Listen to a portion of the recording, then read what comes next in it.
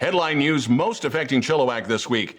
School trustee Barry Neufeld is once again looking at legal action, and this time from a Chilliwack Elector. The school board itself grappling with trying to balance the budget.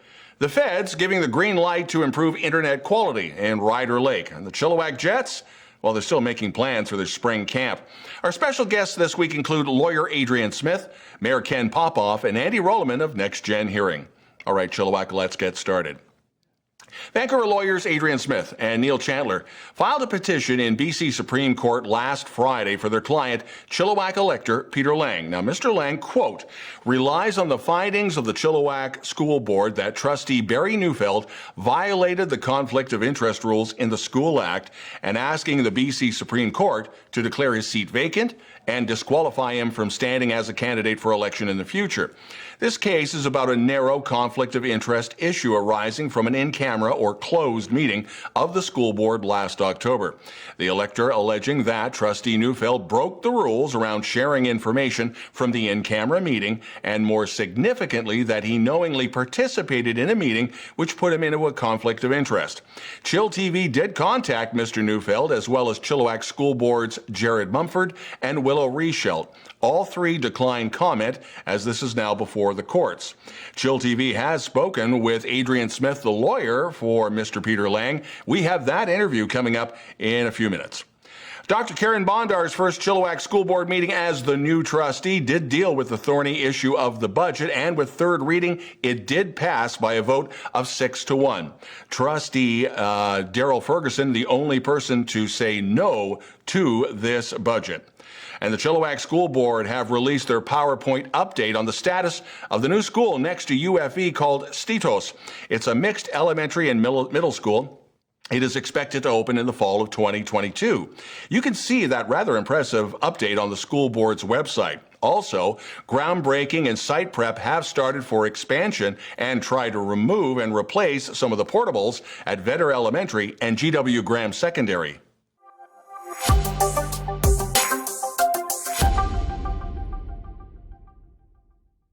Anyone in Ryder Lake knows how bad the internet connection is, or should we say was.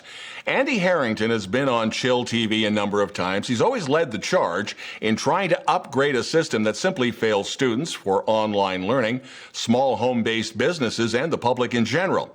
Last week, the Minister for Women and Gender Equality, who is also the Minister for Rural Economic Development, announced $6.7 million in funding for TELUS Communications to bring high-speed internet to rural residents of British Columbia.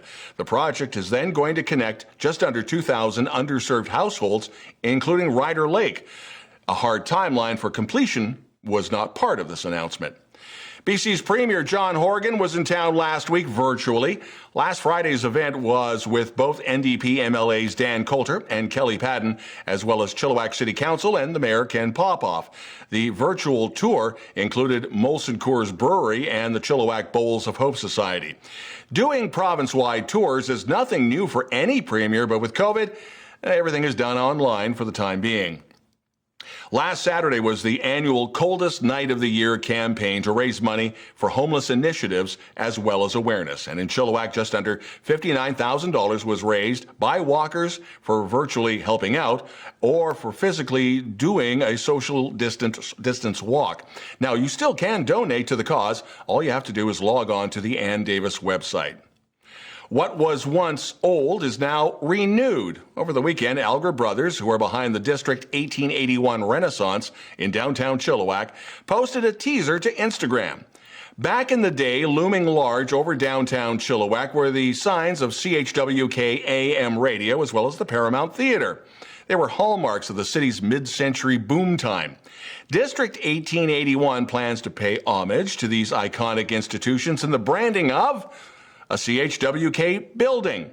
Actually, the original one. Alger Brothers will release more details on social media in the near future. As always, we talk to various members of Chilliwack City Council on Councillor's Corner, Chilliwack City. And today it's an interview with Mayor Ken Popove.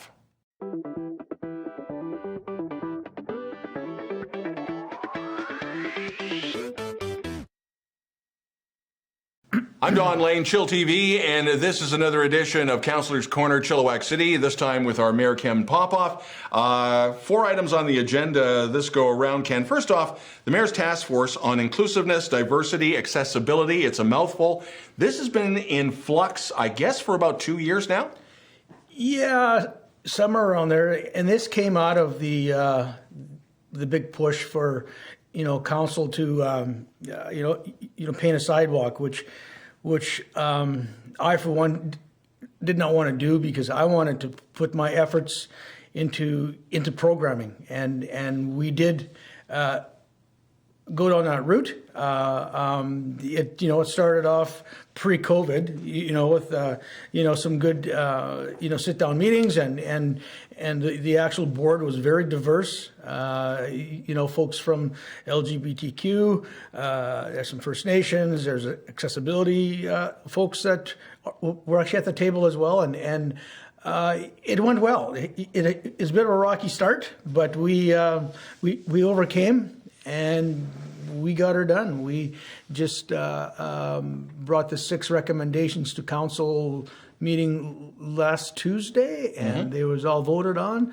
And now we go to work on it. It'll be run mainly through the Chilliwack Healthier Communities mandate, as far as like the opening doors with the Indigenous. There's a mental health task team. Accessibility is going to be a standalone. Yeah, it's gratifying to get through this. It wasn't easy, that's for sure, and I do thank everybody that was on board with us. There's still some people out there that don't feel we have done enough, but we are working on it on a daily basis. Chilliwack homeowner grant applications, we're having a lot of people move from Metro into Chilliwack, so this is going to be a big issue as we move along. Yeah, the strategy has now changed. That it's a provincial government is actually doing it now, and that's who you pay to. You don't pay to the city anymore. So it's there's going to be more communication coming out in the weeks to come. So just be prepared for a little bit of a change, but I know how people love change, but it'll simplify the whole aspect of going for your homeowner's grant, but it'll all work out great for everybody. We're getting into spring, and that means there will always be those that love to do it. There are those who will always complain about it, and that is the open burning. There's bylaw changes. Yeah, and if you followed my comments with that, I'm against it.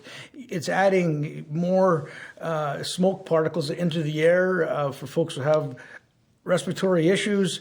There's just got to be a different way of doing it rather than burning it. I know it's an arduous task to bring it down to, say, Parr Road, or maybe you can get together with some of your neighbors and purchase a chipper. But yeah, the rules have changed.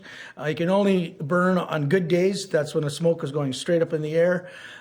We've increased our fees by only $10, which I thought was way too light. But like I say, if there's another way to get rid of your waste, especially up on the eastern hillsides, I get that. Let's just think green. Let's keep the smoke out of the air. We're still through a pandemic, which is a respiratory issue. I tried to push it off another year to allow burning, but that's politics. That's we put it to a vote, and I didn't get my way. And so if you want more information, just go on our website, and it'll give you all the criteria that you have to achieve and run by. So it will be monitored for sure. A thorny issue came up over the weekend. chillTV came into possession of a memo. We believe it's from the strata from Newmark, and I'm just going to read an excerpt. From what we have heard, we expect the extension of the permit for the portal shelter to be contemplated outside of the timeline, looking at June 2022. Quote, there is no public consultation process extending this permit. Please contact your city councillor. All the feedback we receive from the members will be very helpful. The next meeting of the Portal Committee from the Newmark is coming up March the 18th. The Newmark is literally down the street from the Portal shelter. This literally around the same time as we have discussions and City Council talking about overdose prevention sites. Mr. Mayor, this is not going to go away. Yeah, you're right, Don. It's not going to go away. There is going to be an official communication. It's going to come out with BC Housing and the city. And yes, we have to extend the TUP. We have absolutely no choice. Through the COVID year and a bit, BC Housing had to pivot somewhat, and things got delayed and pushed back. I hope to have the timelines in place. It won't be June 22. That's for sure. For me, I'm a positive thinker. I'm thinking more into October, but we'll have to wait and see what the actual timelines are. BC Housing has applied for a rezoning. They've already purchased the property, so we will move forward with it.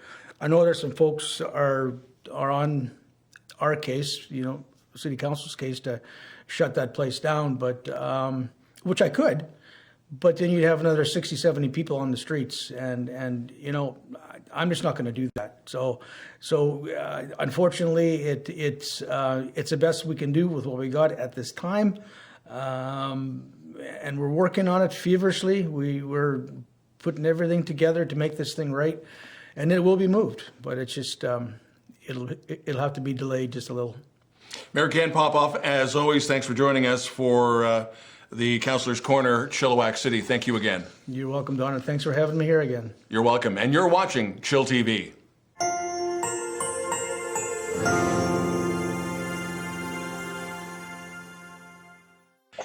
Don Lehn, chillTV News of the Week with Adrienne Smith, who, along with Neil Chandler, are two Vancouver lawyers who have filed a petition on behalf of Peter Lang, a Chilliwack Elector. And in the crosshairs is Barry Neufeld. Adrienne, thank you for joining us. A lot of people are wondering what this procedure is all about. Is it about Barry's total history when it comes to the school board, or one specific item? And I understand it is just one specific item that Mr. Lang has brought forth. Yeah, thanks for having me. Thanks for your interest. To your question, I think it's well known to your listeners that there have been issues around this school board for a long time. The legal case when I represent a Chilliwack Elector is a very narrow question of a violation of conflict of interest rules under the School Act. So while, of course, we are aware that there's some controversy swirling around this trustee, we're proceeding on this very narrow point that he was in a meeting he shouldn't have been in. He participated in the discussion when all the rules point towards a requirement that he should have left that meeting and not taken part. What has happened just the other day with the swearing in of a new trustee, Mr. Neufeld did not participate in that. He did participate in the actual school board meeting for the budget, which was passed, by the way. Willow Reichelt, the school board chair, we asked her if she could comment. She said this is before the court. She cannot. Is this where now everybody has to really watch P's and Q's as this goes through the legal system? Well, I think it's a choice not to comment. Certainly, the respondent, Trustee Neufeld, has the opportunity to comment publicly. There's nothing binding him from giving comment. He's named in the petition. It's a case against him. I understand why the school board might not want to issue any kind of remarks because we're not naming them as a respondent. This is purely against Trustee Neufeld and his conduct while he's a member of that board. But the school board itself has not been named, which is different than some of the previous cases that Trustee Neufeld's found himself embroiled in. Yeah, no, that's a very good point. This is Mr. Lang. It's not the school board. It's not BCTF who have had their issues with Mr. Neufeld, nor is it the Chilliwack Teachers Association. None of them are involved in this? Affiliates of the BC Federation of Labour are supporting the litigation because obviously they've heard the call of unionized workers in Chilliwack who've been struggling in the school system with this trustee for some time. But my client is an individual, Mr. Peter Lang, who is an elector in Chilliwack, which is a requirement under the School Act for this kind of court case. an elector seeks a remedy from the court, and that's exactly what we've done. This follows up on the school board's statement a few months ago that they found that Trustee Neufeld had violated the School Act, particularly in this conflict of interest area, so we're making good on that finding. Ms. Richeld has already filed her statement with this petition, and as we mentioned, she's not going to comment. Is there another step coming in the next few days, or are we now just waiting for this to make its way through the court system? Well, the next step, of course, is to find and serve Trustee Neufeld and to make sure that he has noticed that this case is happening. I understand that he's aware. He obviously has the opportunity to retain legal counsel and eventually to submit his response to the allegations that have been laid against him by my client. The next step after that would be a hearing in front of a judge when we set out the facts and ask for the remedy that Mr. Lang is asking for, which is that Trustee Neufeld's seat be declared vacant. We've also asked that he be disqualified from running for office in the future. Where are we on this timeline? I know it's still fairly early in the process. Do we now just wait for the gears to turn? I'm afraid that's right. There's quite a backlog in court because of the COVID-19 epidemic, obviously. It's really not possible to tell at this point how long this case will be in the process. My client is really hopeful that it will be resolved very quickly. It's a very narrow question, and we're hoping that the Chilliwack School Board can get back to just administering the public education system and not having to deal with this kind of issue any longer. Are there any other points that we've missed that we want to highlight as we go along here?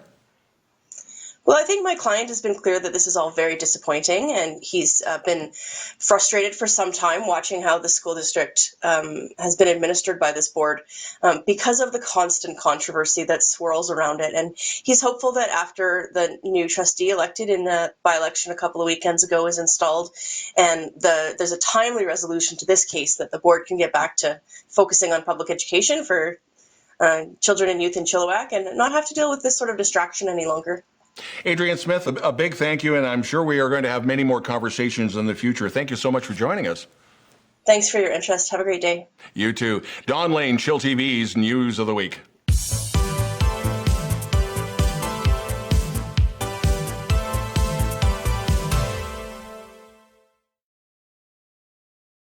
While we wait for some type of a junior hockey season, if it happens at all, there's a national online poll and the Chiefs fans are asked to get on board. And we mentioned this to you last week. The question was quite simple. Do the Chiefs have the best junior hockey jersey in Canada?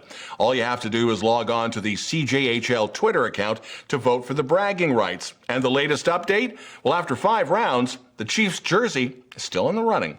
Meanwhile, Chilliwack Jets Spring Camp is coming up May 7th to 9th, and you could be the next player to start your junior career with the Jets and maybe move on to the BCHL. If you think you have what it takes, or maybe know someone who does, log on to chilliwackjets.com.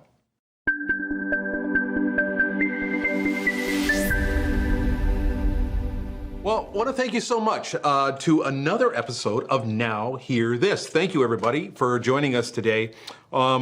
Today is a little bit different. I don't have Barris sitting next to me. Isn't that great? I mean, that's not nice. No, sorry, Barris. But no, I have this lovely lady sitting next to me. She is my business partner and a longtime friend of 9 years. This is Jacqueline Lemay. Yeah, thank you for having me. Thank you for being on. I'm Thank you. so proud of that. We're going to talk today about the experience. The hearing test experience. But before we talk about that, I think it's really important that we talk about testing in general and the importance of that, right? Yes, it's really important to get a baseline hearing evaluation, whether you're in your 40s, 50s, or 60s, or even earlier if you feel you have the signs and symptoms of hearing loss. Yeah. You know, some of the signs are very subtle, putting the TV up louder, not hearing in background noise in restaurants. Yeah. Constantly asking pardon. Yeah, repeating often, so these are subtle signs, but a really good indication that maybe you should go in and somewhere and get yourself a hearing evaluation. Right. And I think important from a clinician standpoint as well, because if we don't have a baseline or a test in the system and something happens 6 months or a year down the road or something, we've got nothing to compare it to, right? That's true. So super important. Okay, so a person has decided, it's time to pick up the phone and call, all right? So when they pick up the phone, Who are they going to talk to? They're going to talk to me. And that's too bad. no, No, that just is all right. And, I'm more than just getting a name and a phone number. I like to find out a little bit what has, what has caused them to make the first phone call. Yeah. Is it sudden hearing loss? If it is, that's just a big red flag. That's a huge one. That is something that, hey, stop everything right there. If it's a sudden hearing loss, they got to get to the hospital, right? That's right, right away. For sure. Yeah. And just get a little information, find out, who's dragging them there. Sometimes it's a husband dragging a wife, or a wife, telling us that her husband isn't listening anymore. That's right. And the husband is going, I've been listening to you for 60 years. I don't want to listen to you anymore. Right? That's true. Yeah, there's that. Yeah.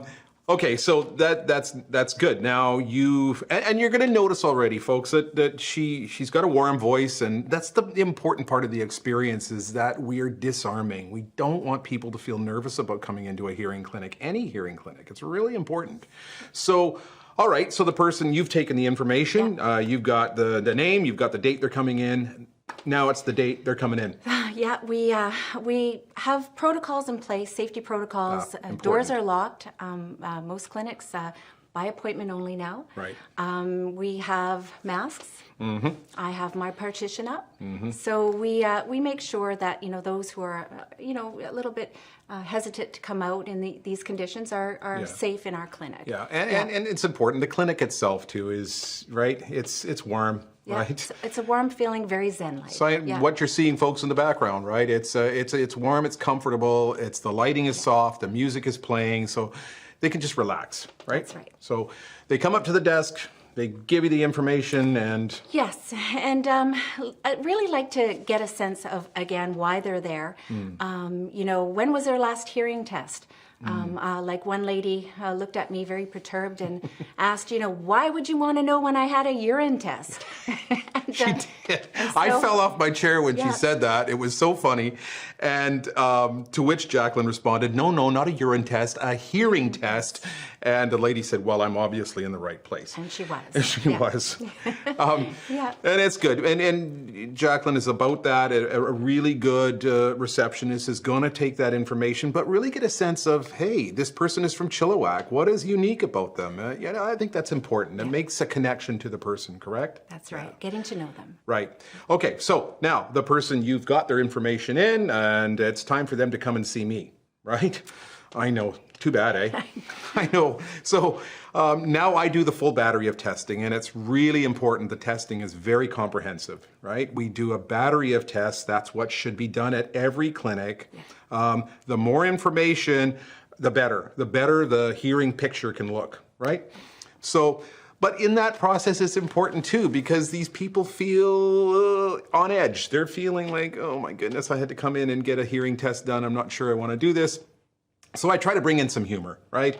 And one example is we do this word testing. And word testing is very important. It helps us understand as a clinician how well their speech processing is. So the instruction I give to the client is, you're going to hear words. I would like you to do your best to repeat each word as you hear them. And then I say, and each word will be a minimum of 15 syllables. And and then I start laughing because it's funny, but it just leaves them feeling a little bit more disarmed, and I think that's important. So we get the testing all done, and the results sent to the family doctor. Absolutely. Physician, always very important. Yeah. That should be done by every clinic. It should be almost mandatory, I believe. The GP, the family doctor, should be brought into the situation, brought into the picture, okay?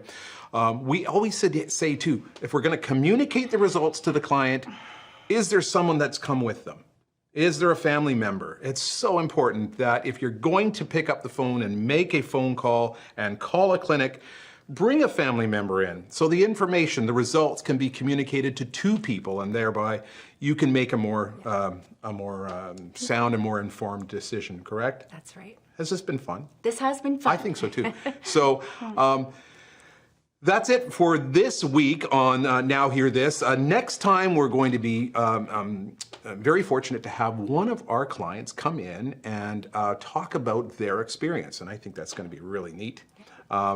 I want to thank you for coming in. Thank you for having me. It's been wonderful. So stay tuned next time for another episode of Now Hear This.